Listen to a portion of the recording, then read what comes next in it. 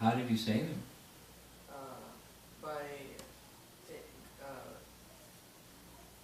By stopping the Brahmastra in his four-headed form. Yeah. And one other very important thing, Maharaj Parikshit saw Lord Vishnu even before he was born. Right. In fact, that's what his name means. When he was born, he was given the name Parikshit, Test. which means? The test. Parikshit means the examiner. Exactly. Oh. Yeah. One who he was always looking, where is Vishnu? Where is Vishnu? Where is Vishnu? He's very Krishna conscious through his whole life. So when it came to this really terrible thing, well, he was a great personality even before he was born, and then when he was born, he was a great personality, and he exhibited greatness even during his childhood, and then he became king, entrusted with the kingdom by Maharaj Yudhisthira. In his whole life, he just heard about Krishna because he's the grandson of the Pandavas. Imagine if your grandfather was Krishna's cousin. Wow. You'd hear about Krishna a whole lot. So he was very Krishna conscious. So these three things that he did that were really out of character. One, he was overwhelmed with thirst. Right? Number two, he became angry when the king was when the sage was in meditation. That's not Maharaj Parikshit. And then he took a dead snake and put the dead snake around the meditating sage's neck. That's not Maharaj Parikshit. So why did he do like that? The answer is given in the Bhagavatam purports that Krishna wanted that the Srimad Bhagavatam would be spoken to him. So he wanted him to receive Srimad Bhagavatam and go back to Godhead. So those events, unnatural kinds of behaviors for Maharaj Parikshit were performed by Krishna's inspiration for him to do like that. It wasn't like, oh, Krishna wants me to insult the sage, okay. But it was not a conscious thing, but it was Krishna's indication. Because he was so naturally Krishna conscious, after he did those three bad things, very, very bad things, as he was going back home, heading back to the palace, he started thinking, I've done a really bad thing. And people who do really bad things, like I've just done, they're going to get a really big reaction. But he wasn't starting to tremble and fear. Rather, because he was very Krishna conscious, he understood Krishna will make some arrangement, then I will receive some reaction, and when I come to know what that reaction is, I'm going to accept it. Nice instruction by his behavior. And meanwhile, back in the little cottage where the sage was in meditation, when he came out of meditation, he saw this garland of a dead snake around his neck. And then, next thing is he heard from others that his son had cursed the king. And he felt so bad. Could you imagine? My son cursed the king to die? So he scolded his son. He said that what the king did was not good, but it didn't deserve punishment of death for what he's done. You're out of control. And you've done a very, very bad, wrong thing. What you did was not okay, but what you've done is really bad. You cursed the king to die. So he wanted the king to know that he's going to die. But he didn't want to go and tell him. Because if he told him, then the king would, be very embarrassing for the king. Guess what? You're going to die someday. So he didn't go. But he sent a messenger to inform the king. So when the messenger came, immediately, Maharaj Parikshit accepted. This is the Lord's plan. This is my deserving punishment. I accept it. So he could have done something else. He could have tried to counteract the curse or something. He didn't, he just accepted it. He took off his crown, gave his crown to his son. Anybody know the name of the son? Janamejaya. Very good. Janamejaya is the son of Maharaj Parikshit, who became the next king. And his royal garments he changed for simple mendicant's clothing. He left his royal facility and went to sit by the sacred river to fast for 7 days until the snakebird came and finished him. He was ready to meet death. And in order to prepare himself within 7 days to meet death, he invited all the sages from all over his kingdom to come and advise him what he should do in order to prepare for death. So that's it. I'm going to read just 5 verses from that section. It's Canto 1, Chapter 19. It's the last chapter of the first canto. And very instructive.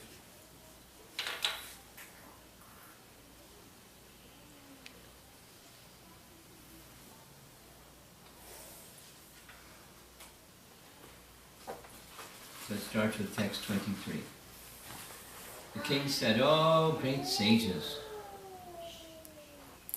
you have all very kindly assembled here, having come from all parts of the universe. You are all as good as the supreme knowledge personified, who resides in the planet above the 3 worlds." Just like the planetarium, what's above, beyond the other side of this universe, spiritual planets. The Lord resides in that realm. Consequently, you are naturally inclined to do good to others. But for this you have no interest either in this life or the next. There, he's describing the character of sages is like we talked last night. They just like to do service to others. Serving, tolerating the circumstances of adversity in life, and uninterruptedly going on serving others. That's what saintly people do. And he's saying you're like that.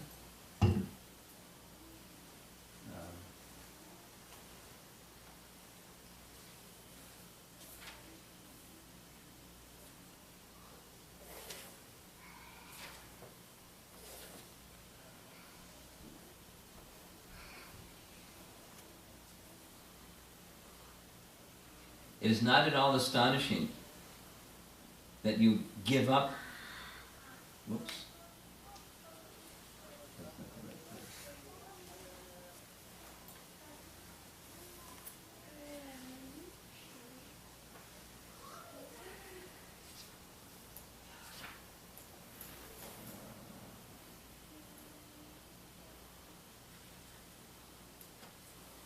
I'm used to the different.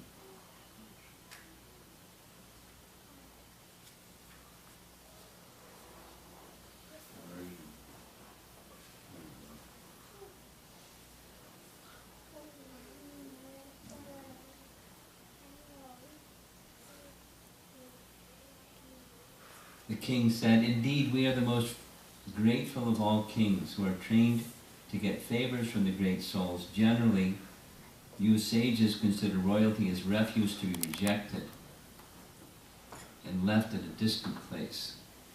Meaning, sages generally want to detach themselves from worldly life, and they see kings are very absorbed in worldly life.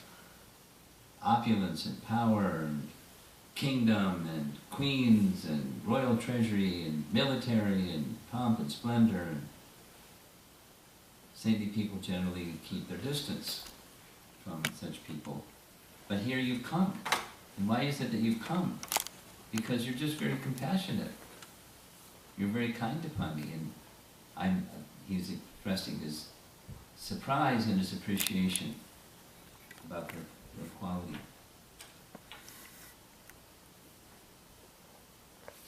Then he says, the Supreme Personality of Godhead, the controller of both the transcendental and mundane worlds, has graciously overtaken me in the form of a Brahman's curse. So he's seeing the curse as it's in the hand of the Supreme Lord, and he's thanking him. Why is he thanking him? He's cursed to die. Due to my being too much attached to family life, the Lord, in order to save me, has appeared before me in such a way that only out of fear I will detach myself from the world. So when some horrible news comes, supposing somebody hears they're diagnosed as having a terminal something or other, panic. Or, God, why is God doing this? I'm a good person. Those kinds of thoughts may easily come into the mind. But Maharaj Parikshit is such a great soul. He's seeing it as an act of kindness of the Supreme Lord. The curse of the Brahmana boy is an act of kindness to him, so he'll get it detached from his undue attachment and then fix his mind in transcendence instead of in attachment, which is exactly what happened. But he's a transcendentalist. This is how he's seeing the hand of the Lord in his life. Then, oh Brahmanas, just accept me as a completely surrendered soul. And let Mother Ganges, the representative of the Lord, also accept me in that way, for I have already taken the lotus feet of the Lord into my heart. Let the snake bird or whatever magical thing the Brahmana created bite me at once. I only desire that you will all continue singing the deeds of Lord Vishnu.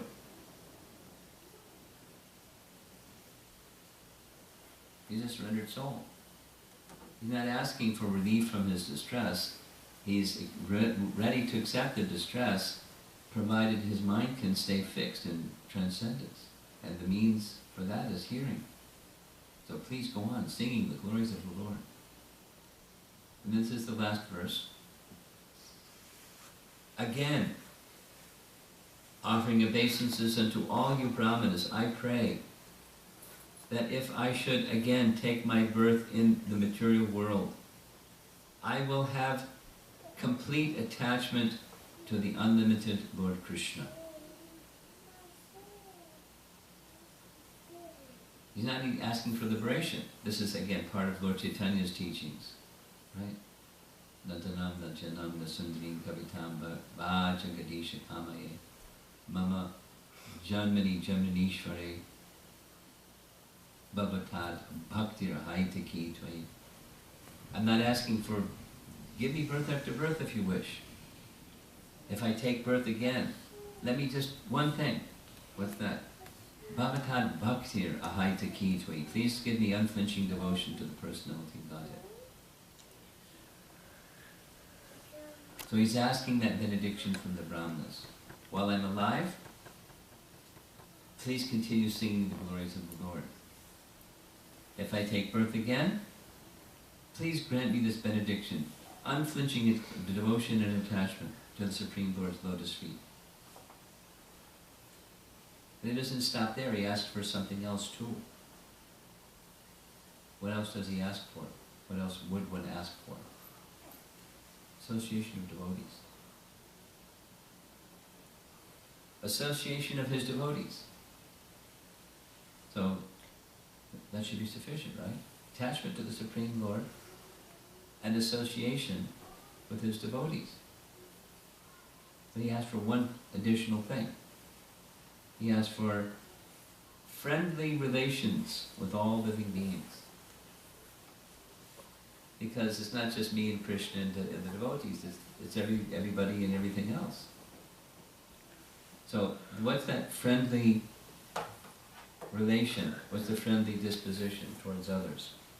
How can we, practically speaking, have a friendly regard for all living beings?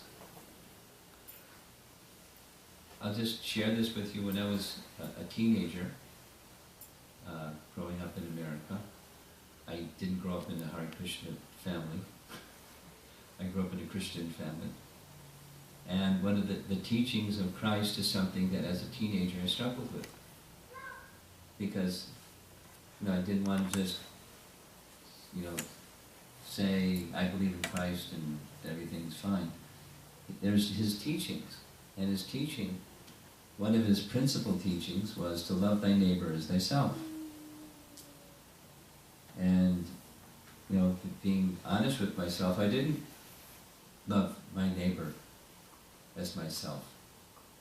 And moreover, I saw lots of people doing really mean things, and I didn't find that lovable at all. But the instruction was to love thy neighbor as thyself, and I was a failure. I could say, I believe that I wasn't carrying out what Christ said. It was a dilemma for me. And it wasn't until I became a Hare Krishna devotee that I understood. Actually, the instruction was already there within the teachings. There just wasn't anybody to help me with internalizing the message. Because there's a distinction between the behavior and the person. So behaviors may be very bad, but you're not asked to love bad behaviors, you're asked to love the person. And understanding the person as spirit soul is how you love the spirit soul, though the behavior might be bad. I hadn't read chapter 2 of Bhagavad Gita yet.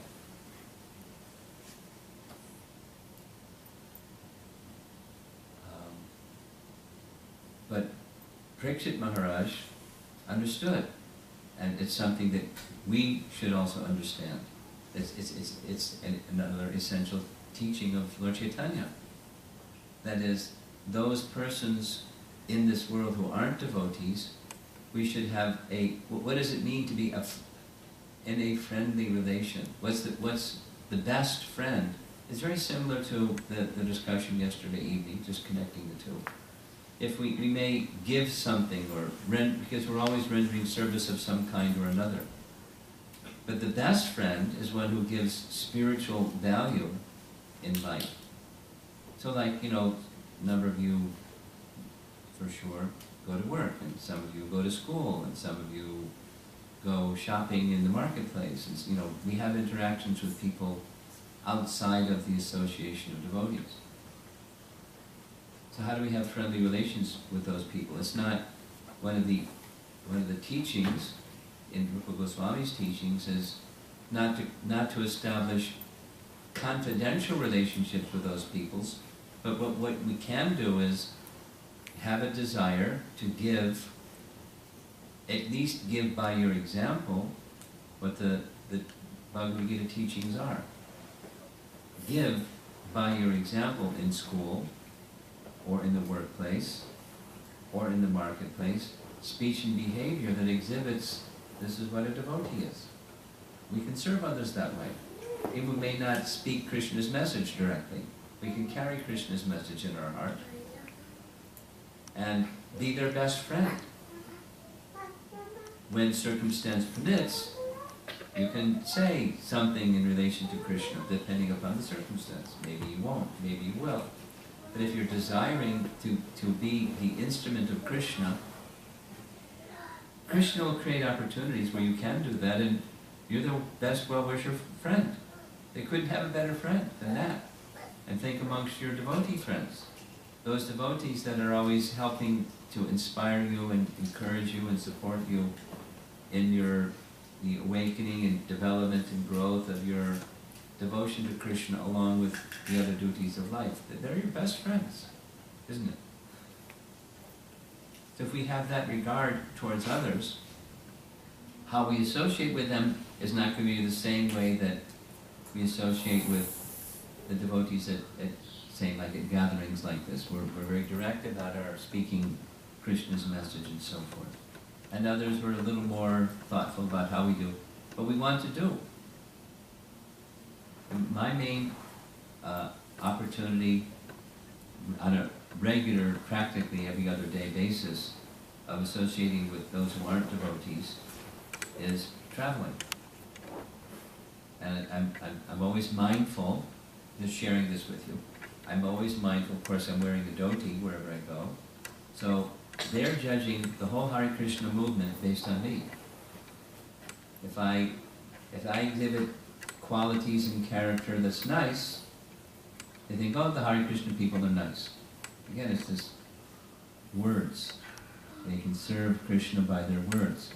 So I have that responsibility on behalf of you all, to conduct myself in such a way, people will say, oh, the Hare Krishna people are nice.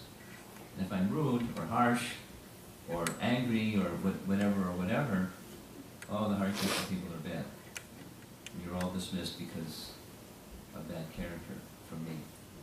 So I'm serving all of you, and Prabhupada, and so forth. And you can do the same. They may or may not know that you're not wearing a dhoti and shaved head and tilak at work or at school, probably. And but they'll come to know something, and they come to see, oh, this person is really wonderful. You get the idea. It happens. It happens all the time. Devotees share this with me. When I speak on this topic, they come later and say, yes, it's true. Because in the workplace, people know I'm a Hare Krishna devotee, and when they have some calamity, they have a teenage problem at home, or their mother died, or is put in the hospital, or something, and they come and they say, oh, this happened. They're looking for some spiritual shelter and counseling. Yeah, it happens. It happens. Even in the workplace, or even wherever you are in your station of life. We can be instruments of Krishna's service in all types of ways. What to speak of in, explicitly reaching out kinds of ways, where we'll go and distribute books, or we'll go and distribute prasadam, or we'll go and hold a public festival, or do something where we're directly bringing Krishna into the awareness of others. But even aside from those, just your everyday life, you can be in a friendly relation, which means you're thinking of how to give Krishna to others. Thought of Krishna, remembrance of Krishna, Krishna's teachings, Krishna's form. Put a screensaver on your computer that's a picture of Krishna, or something. And people say, oh, what's that? Somehow be an instrument for awakening Krishna consciousness in others. And you're the best friend. Couldn't have a better friend. Especially if you're thinking, desiring, Krishna will give the opportunity to fulfill that desire to give Krishna more directly to others. More and more. And lastly, there isn't time because I'm going to end on time this evening. This very same, these three things, which are Maharaj Parikshit's request of the sages, unmixed devotion to the Supreme Lord, if I must take birth again, please grant me this blessing, benediction, attached to the Supreme Lord's lotus feet, in the association of devotees, with a friendly disposition towards all living beings. Very exact same set was granted, requested by and granted to Sudama the florist. Heard Sudama's name before? Who was Sudama? Krishna's friend. Krishna's friend. Do you know about Sudama? Tell me a little bit about Sudama. One day Krishna was, Did they go to school together? Who was their teacher? Starts with an S. Sandipani Muni. Right? So what happened one day? one day Sudama was wanting to go to Krishna's place. Yeah. Can't remember now, huh? He could only find puffed rice. Yeah. So he took it with him and at the palace, Krishna worshipped him. Krishna worshipped Sudama, right? Krishna sat Sudama right on his throne, and Krishna worshipped him. And Rukmini assisted the worship. And then Krishna snatched the rice from his, he was hiding it behind his back because it was very poor quality. Right? And Krishna started eating it. And then what happened? Rukmini stopped Krishna from eating it. So one thought is maybe it was poor quality, not fit for Krishna, but she was thinking, how are you going to repay him? Because he's offered it with such love. How will you possibly repay him? Our acharyas speak like that. So Sudama had his friend, who was a brahmana, but when Krishna entered into Mathura with the cowherd boys for the purpose of killing Kamsa, he was greeted by another Sudama who was a florist. Same name, but Sudama the florist. And when Sudama, it's nice, very nice. Vrindavan is not very far from Mathura. They're very close, very close. So the florist that lived in Mathura is very interested in where they're going to find nice flowers. There's really nice flowers in Vrindavan. So from time to time, you would go to Vrindavan and gather flowers.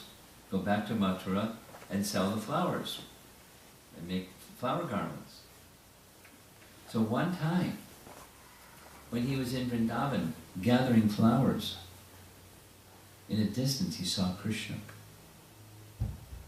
and Balaram and the cowherd boys and the cows, and he was stunned with the beauty of Krishna. So he just stood there like a statue, looking at this beautiful young boy, Krishna. So from time to time he would go again and again. He became a great devotee of Krishna just by seeing Krishna. He had never spoken with him or interacted with him or done anything. He just saw Krishna and became his devotee. And then when Krishna came to Mathura, he's already his devotee, and Krishna came right to his house. Right to his house. And he received Krishna with great joy and brought Krishna and Balaram in and washed their feet and sprinkled the water of Krishna and Balaram on the heads of the family members and said, my life is now perfect. Thy purpose of existence is now made fulfilled because you've just come to my home. And I knew that you were coming, and I saved this very special garland for you and for Balaram, and he offered the garland. And Krishna said, you pleased me very much by your sincere love and devotion. I grant you any benediction that you would like. And Sudama asked for these same three things. I don't want anything, just your devotional service, birth after birth. And may I always have the association of your devotees. And may I always have a friendly and warm relationship with all living entities. Krishna said, so be it. And not only that, for the rest of your life, you'll have all the facilities that you need to take care of your family. You'll live a long life and you'll go back to Godhead. Just like that. So these three are very important considerations for us in cultivating Krishna consciousness. What are they again, three things? Ask your son here. Could you tell me what one of those three things is? That what Maharaj Parikshit was asking and Sudama the florist was asking? One of them. Attachment to the lotus feet of Krishna. Yes? What's another one? Second one. Association with? Association with other devotees. With other devotees. Because devotees like to talk about Krishna, remember Krishna, serve Krishna. And the third is? Yeah. Yes. A warm relationship with other living entities. Friendly relation, warm friendly relation with other living beings. If we can have those three things,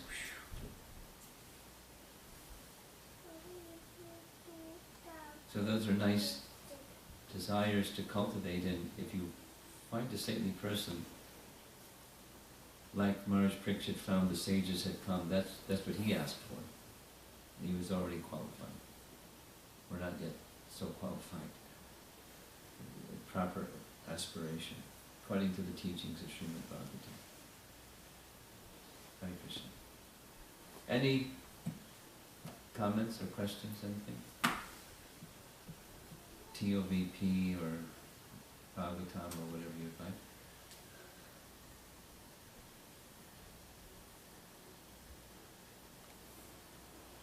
Okay. A question on TOVP. I was thinking that see, the Romapada Swami Maharaja, from where he is flying in half the universe is filled with water, and on that water there is fish and sleeping on that ocean, Vishnu. From that ocean, Vishnu, from navel, the whole lotus flower went up. Yeah, so you should be at the bottom. Yes, in this video I'm seeing he was at the Brahma. Yeah, he's the worship. Good point. Did you catch the question? So, Lord Vishnu can manifest himself in various places. He is the worshipable deity of Lord Brahma. So Lord Brahma's abode is at the top. So an expansion of him and his worshipable form is in Brahmaloka, but his residence is at the bottom half of the universe, actually. Yes? So, in the middle of the temple, there'll be that chandelier, right? No. In the middle of, there's three domes. The middle dome, the tallest one, is where the deities are. The one to the right is where Lord Nrsingadev will be. And the one to the left dome, yes, the chandelier will hang from the center of that left dome. Now? So, how big will the chandelier be so Huge. you can see every part? Huge. I mean, I don't know the dimension, but it's huge. It's not, what's the word? To scale. Obviously, the universe isn't going to fit inside the dome, or the chandeliers at the sides. But and saying all of the parts are not to scale, but it's depicting, relatively speaking, upper, middle, and lower planetary systems and how they're situated. But it's so big. That's how big. I don't know the number of feet. Big. Maharaj, you mentioned the science says a different depicting universe, galaxies like that. So they use the scientific instrument to see things, derive conclusions like that. This is only through scriptures we are accepting. That's correct. But other than that, we can't. It's not. It's quantitative, in that sense, empiric, but it's not by sense inspection. It's by descending knowledge. Shabda, not by pratyaksha. Here's just a little, in response to what you're saying.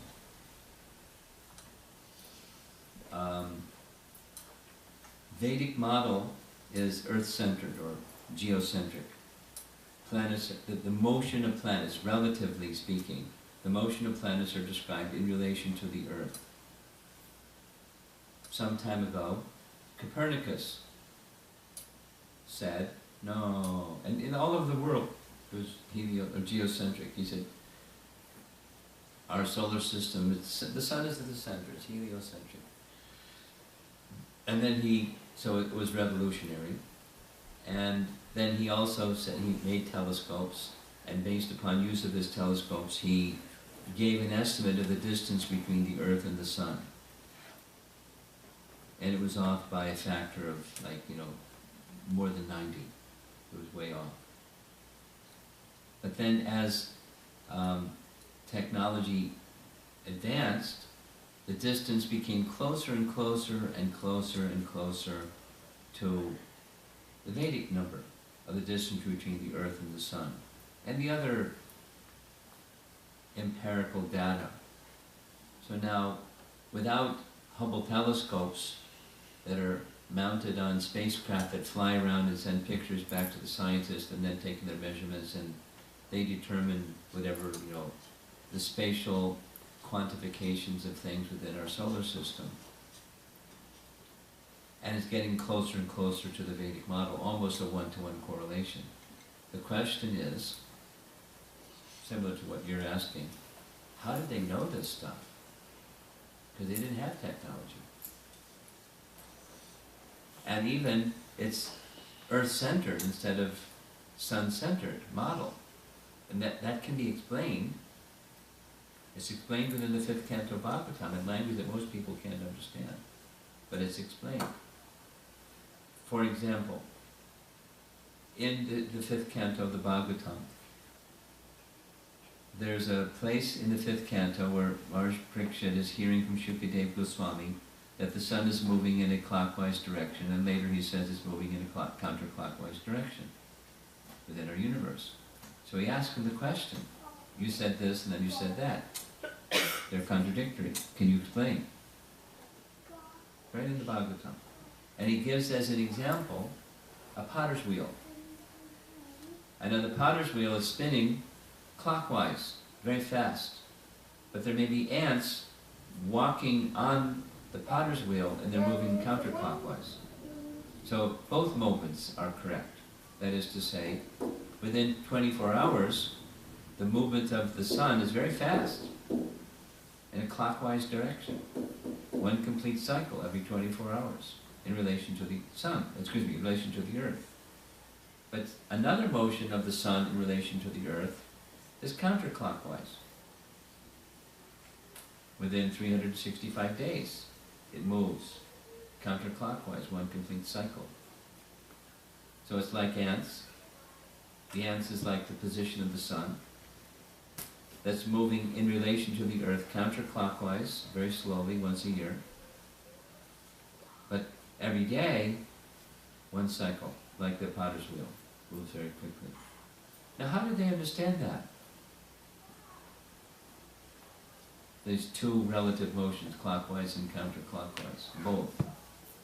And the numbers connected with it. How did they understand that? It's descending knowledge. Now how do modern scientists, but by empiric study, by sense perception. So the source of knowledge is different. The methodology is different. The way of explaining things is different.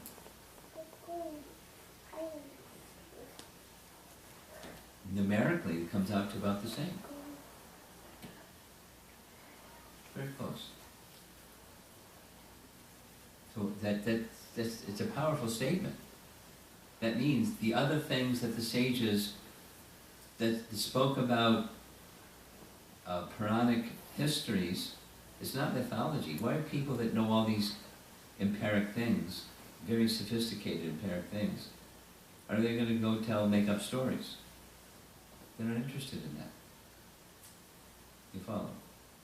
So that's a very important connection to make. But so it's a different model with a different approach, different way of coming to their conclusions,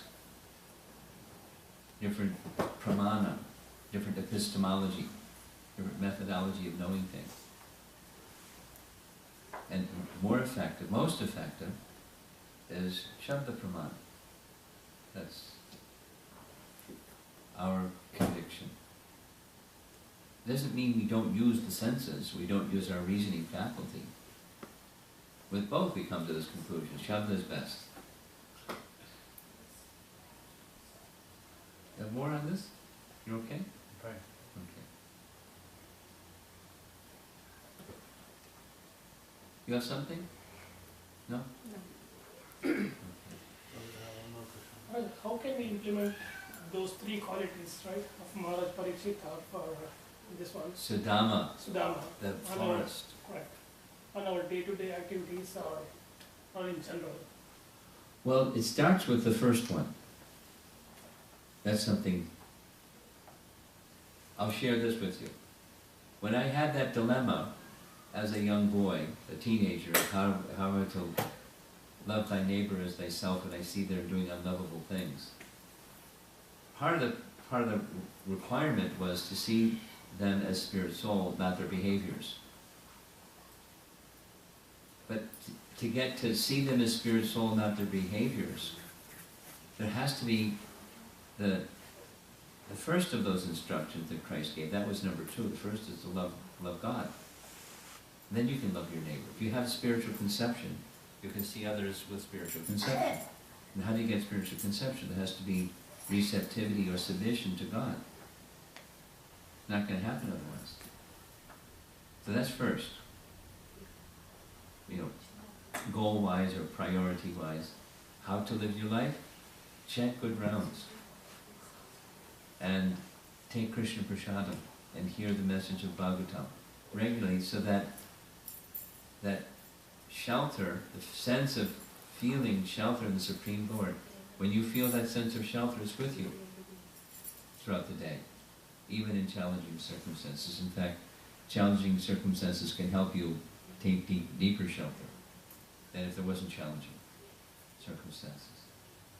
So that's, our sadhana, our devotional practices, day by day, help awaken that sense of shelter in the Supreme Lord and service to Him. And then to help sustain that, it really comes from the association of those who are similar in quality. Try to practice Krishna consciousness without the association of devotees and with the association of devotees. Big difference. With the association of devotees, so much, so practically speaking, your question, how do we, in our daily lives, when the opportunity arises, as this is a weekday, it's Wednesday night, you got to go to work tomorrow, they have to go to school tomorrow, and here you are. So there's a practical demonstration. If it's not, some gathering on a weekday, you're regularly hearing it from devotees of the Lord, or recordings of Prabhupada's teachings or something, just like, hearing or listening to the Prabhupada lectures. So that process of sound vibration we can associate with those persons, saintly persons or spiritually inclined persons, practically speaking, in our daily lives. And then the friendly relation towards others, again, it very much depends upon having a spiritual conception of self and others, not the body, but spirit soul. Not the body, but spirit soul. And that's a spiritual, it takes spiritual, evolution of spiritual consciousness. Because we're prone to see otherwise. Because of our own bodily identification. We think of ourselves in that way. Gross and subtle. Our egos drive the machine, the body. So, practically speaking, something that is very, very helpful, very, very, very helpful, is giving Krishna consciousness the overt act of Harinam Sankirtan, or book distribution, or some form of directly giving the message of Krishna to others. It really helps see others as spirit soul, not the body. It's very purifying. That is to say, descending mercy of Lord Chaitanya comes into the life of one who extends himself in that way. Just works that way. It helps, And the other circumstances of life where you're not directly giving Krishna's message or prashadam or something, to still see them as spirit soul, not just their, the bundle of behaviors of this type or that type. And in practical terms, not just theoretical terms. And last question. So for the TOVP, regarding TOVP, is it an important statement that all of, from scientists and South India, Brahmins, everyone is going to come there and kind of challenge this model? Well, they'll be curious to see the work that we did, but especially accomplished scholars, they already have their idea.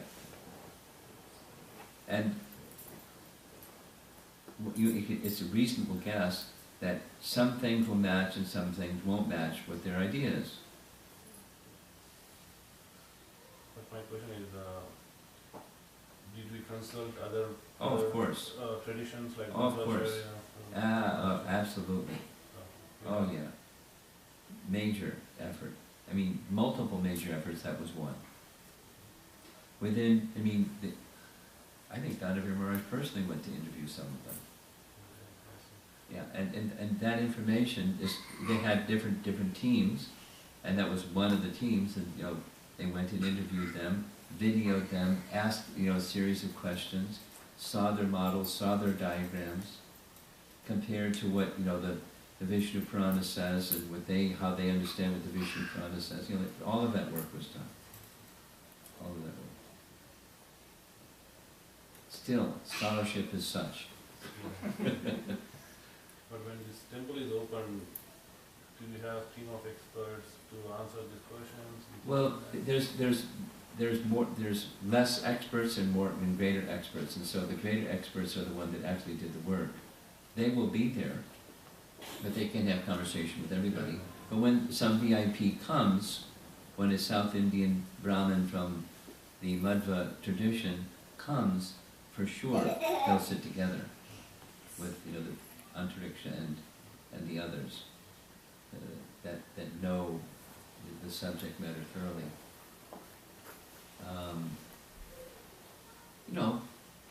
There are persons who think they know the subject matter and they don't know the subject matter. Those that do know the subject matter know that they don't know the subject matter and they think they know it. You know how that one is too. I was in Ravindra Sarup Prabhu's home in Potomac, Maryland. Ravindra Sarup is overall in charge of making decisions when there are tough decisions to be made about the planetarium. And he was sharing with me that there is some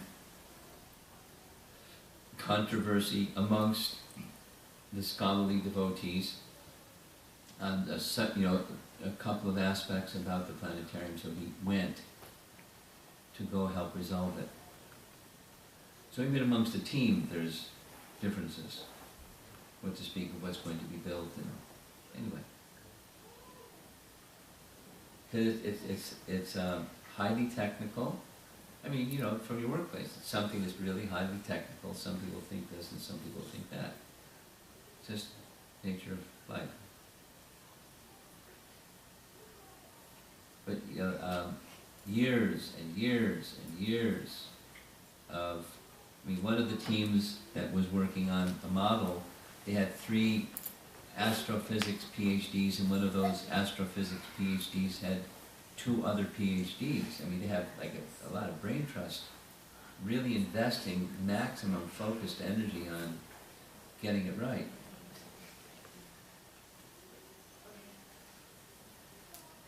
And with the spirit of, as a service to Lord Chaitanya Mahaprabhu and Srila Prabhupada.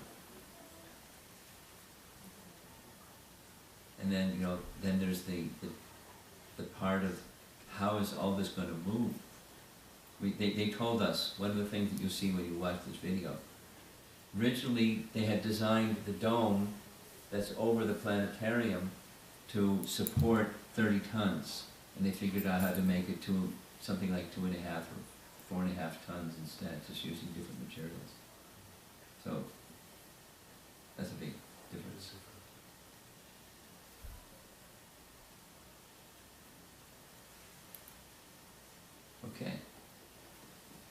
thank you all for coming on a weekday. Appreciate it very much. And Krishna. Thank you Maharaj for coming. Nice group of devotees, you know, in course of time. I